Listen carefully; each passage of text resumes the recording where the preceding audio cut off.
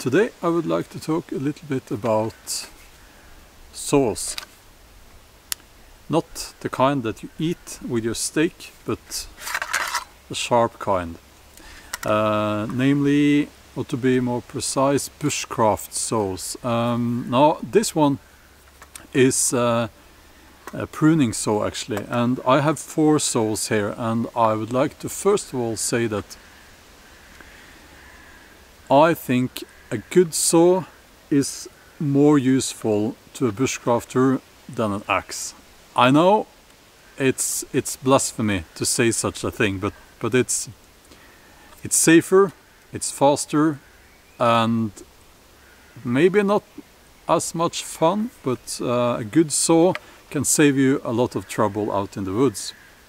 So I have 4 different saws here, and I use them all for different tasks. And yeah, I have this one here now.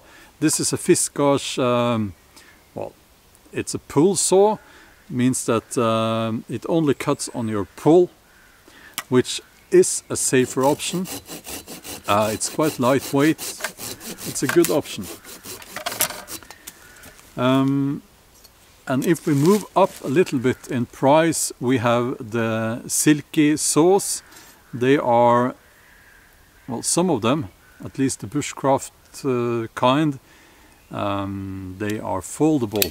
This is a Gomboy 270. It's about, well, it's that means 270 millimeters. I don't know what that is in inches right now, but the blade is quite long and it has a good grip, and it cuts, as this one cuts only on the draw as well.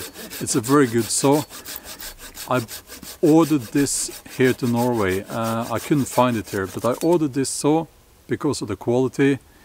It's wider at this end than at the back, which means that it won't get stuck as easily in a piece of wood. It is an extremely good, high quality saw, but I think it's too heavy. So I started out actually with the most common bushcrafting saw is the Bahco Laplander. It's also a folding saw. It's quite small. Nothing fancy about this saw at all. You can lock it in closed position and open position. Yes, by the way, of course, you do lock this in the open position as well, the silky. But you can't lock it in the folded position. Now,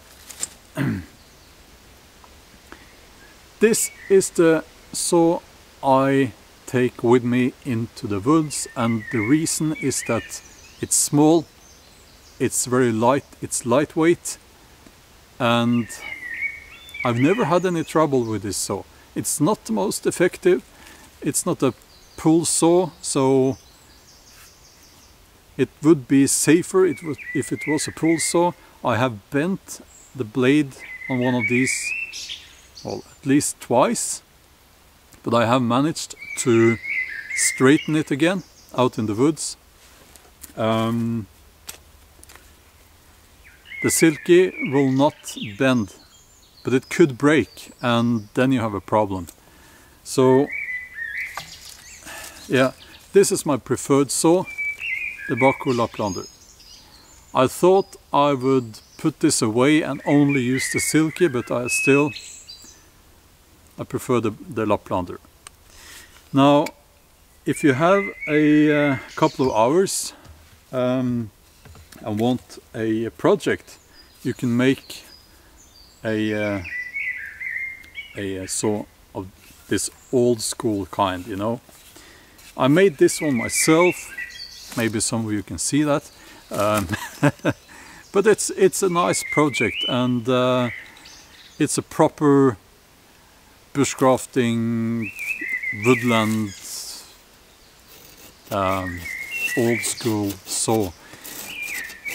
I'd never take this out into the woods because it's just too heavy, it's too bulky. of course you take everything apart, so you end up with just 1, 2, 3, 4 pieces here and the blade, and you can easily change the blade, of course. And it's my most effective saw. It's much more effective than all the other saws. So yeah, but it's just too heavy, and it takes up a lot of space, a lot of room in your backpack. You know, it's what your grandfather would have used. So it's something, I don't know, it's something special about a saw like this. I think every bushcrafter needs to make his or her own saw of this kind, just to have done it and to have a saw like this one. Okay, so there are other saws as well, and everyone has his or her own favorite. The axes and knives, they get all the attention, but the saw is at least equally important. I love this little saw. It's always with me. It's always in my backpack. And yeah, I had a leather sheath made for this one. I ended up not using the leather sheath, unnecessary weight, and I just put it in my pocket or in my backpack. Yeah, so there you have it. Some bushcraft saws, and I think it's one of those pieces of equipment that you should get when you first start out bushcrafting. If you buy, like, you know, just a Mora knife and this one, that's all you need. That's all you need to start with, at least. Now the mosquitoes are coming, so I have to move on. They have discovered me here in the woods. I am also in what I call mosquito forest. There are lots of them here. They breathe somewhere down in some puddles there.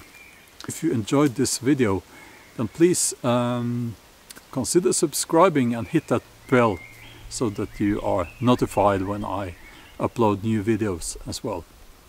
Okay, that's all for now, and take care, and yes, thank you for spending this time with me, and I hope to see you in my next video. Take care and have a nice day.